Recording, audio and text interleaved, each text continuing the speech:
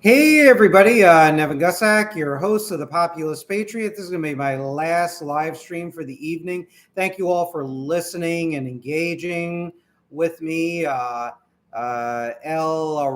Arrivement and 21st Century Longness, amongst others. Thanks for all the comments. I appreciate the support.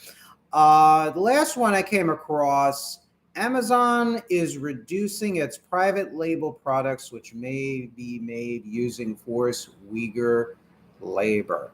And this is in the publication of the Alliance for American Manufacturing, which is a joint business labor organization that collaborates for ending our bad free trade policies and encouraging strong national security posture in restoring our industrial base. And they take kind of a hard line against totalitarian powers like Russia under Putin and China, particularly on the economic fronts. So this piece was written by Elizabeth Brotherton Bunch, July 15th, 2022. So it's a recent piece. And Amazon has long had ties with the People's Republic of Communist China. I've talked about that in my book, Turning the Page. So it's really not something that's new or surprising, but now they've been accused of sourcing from Chinese communist corporations linked to forced labor, along with exploiting a little-known rule to avoid trade enforcement.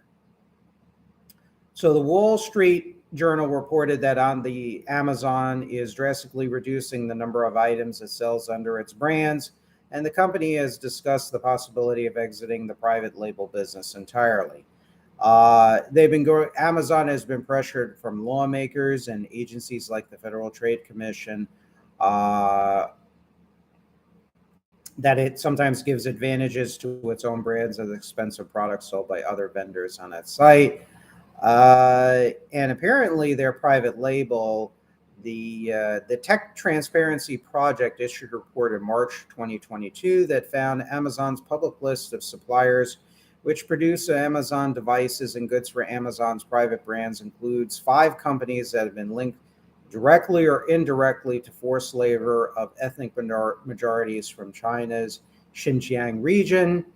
The Tech Transparency Project reported 3 Amazon suppliers are reported to have used forced labor directly. Luxshare Precision Industry, Akbel Polytech, and Lens Technology. Another 2, Gore-Tech and Hefei BOE Optoelectronics, are themselves supplied by factories that have been implicated in forced labor. An additional noteworthy finding, Amazon continued to include one company, Esquel Group, on its supplier list for more than a year after the U.S. government imposed sanctions on an Esquel subsidiary for involvement in forced labor in China. And TTP is the organization that found these links between Chinese slave labor corporations and Amazon. Amazon was named in a report called Uyghurs for Sale, which was issued by the Australian Strategic Policy Institute. Amazon was named as one of a number of companies that benefited from slave labor of the imprisoned Uyghur Muslims that were imprisoned in these special gulag or laogai camps. Amazon allegedly hosted third-party sellers on its site that stood accused of making their products with forced labor in China's Xinjiang region. So that's another one. For example, cotton from Xinjiang, towels, sets of towels that were sold by Amazon contain 100% China Xinjiang long staple cotton, and other bedding and linens. So retailers like Amazon have exploited the de minimis rule in recent years to avoid tariffs. And this de minimis rule states that imports valued under $800 can come into the United States without paying a tariff. So, yeah. Again, corporate America don't give a shit about human rights. I mean, Amazon, Jeff Bezos, yeah, he's a social liberal, is for the peace and the tolerance and the rainbows and the, everything else. But these people don't give a shit. I mean, China's Communist Party is homophobic. They are not religiously tolerant of independent religious groups. So this rainbow shit is a fraud by Apple and Amazon and Google and Starbucks and everything else. They don't care. These guys, these companies would trade with National Socialist Greater Germany if they were still around in power. And a lot of American companies didn't give a shit then. I mean, the Third Reich and fascist Italy and militarist Japan, they were anti-capitalist revolutionary states. Dow Chemical, when they sold chemicals for Mussolini's chemical weapons program that was being used in Ethiopia, well, when they were confronted about this, an executive for Dow Chemical was like, well, we just sell the products, but we don't know where they go, and we basically don't care, is what they said. We just sell the products and that's it. We don't care where it goes and what it's used for. Well, fuck you too. This is a very old problem. First of all, in a radical civic nationalist administration, boom, we get rid of the de minimis rule. And we would launch a multi-year program to wean ourselves off of most Chinese communist imports. We should not be trading with communist dictatorships. We should not be trading with Russia. I mean, look at all the scrap metal and the gasoline and the cotton that we sent to militarist Japan. That didn't stop them going into the Republic of China under the Kuomintang, first into Manchuria and then the rest of mainland China. And the Japanese extreme nationalists talked about the Greater East Asia Co-Prosperity Sphere. Before the Americans progressively embargoed gasoline, scrap iron and metals, and steel, and cotton.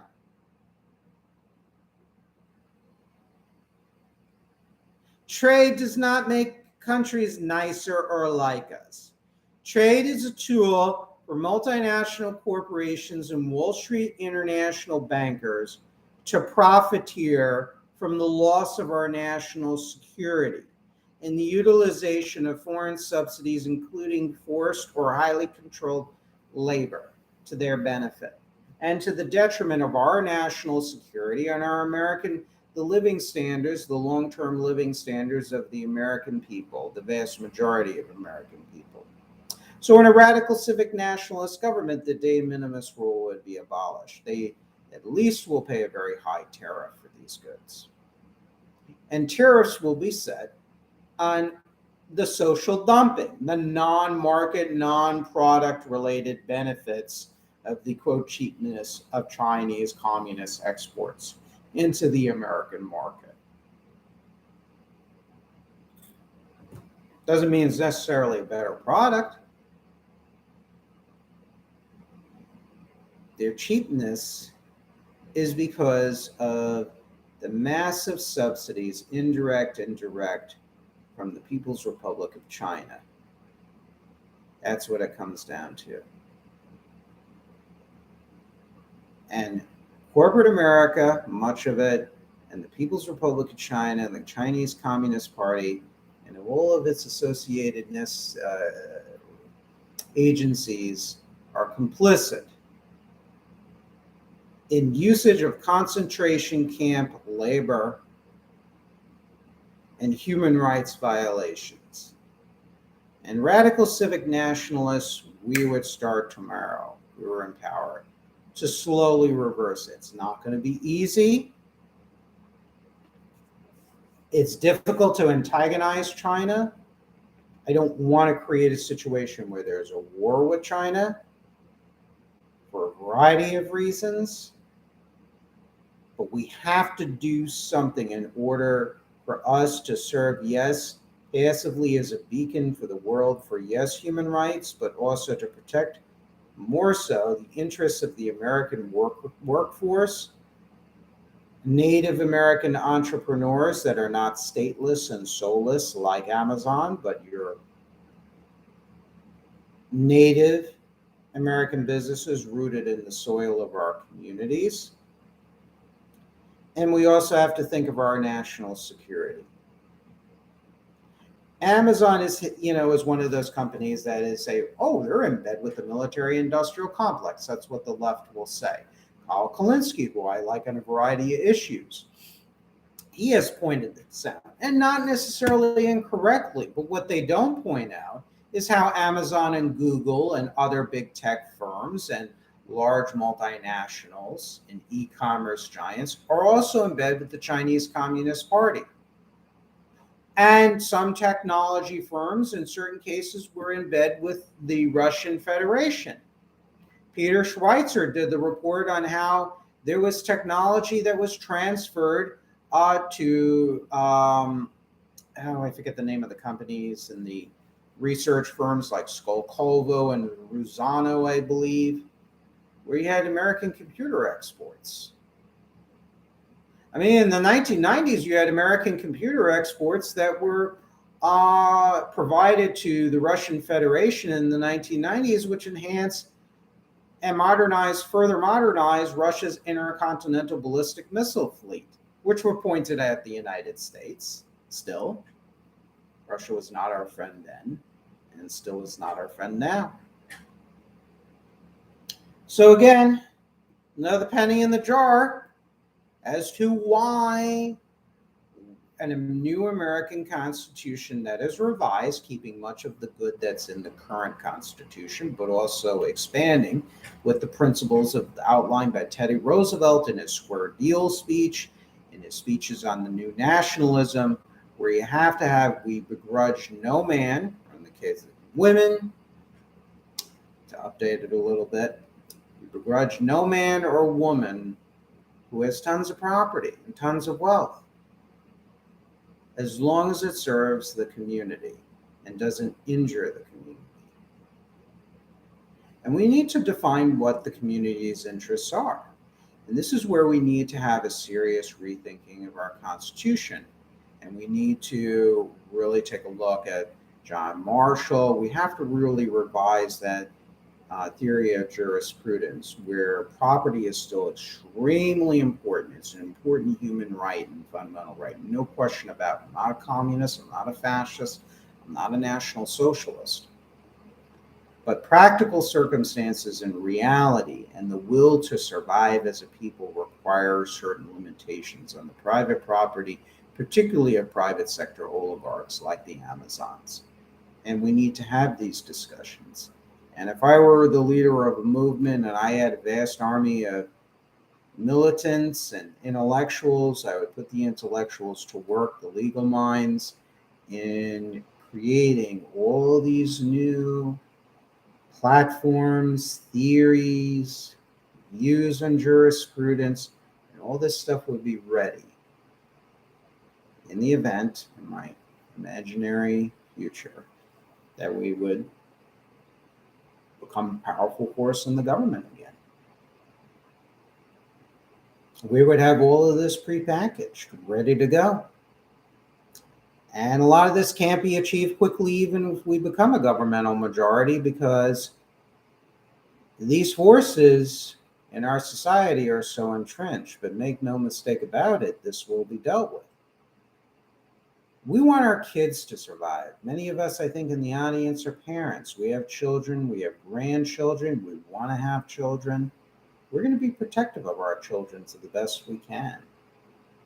And it's not easy. Believe me, it's not easy.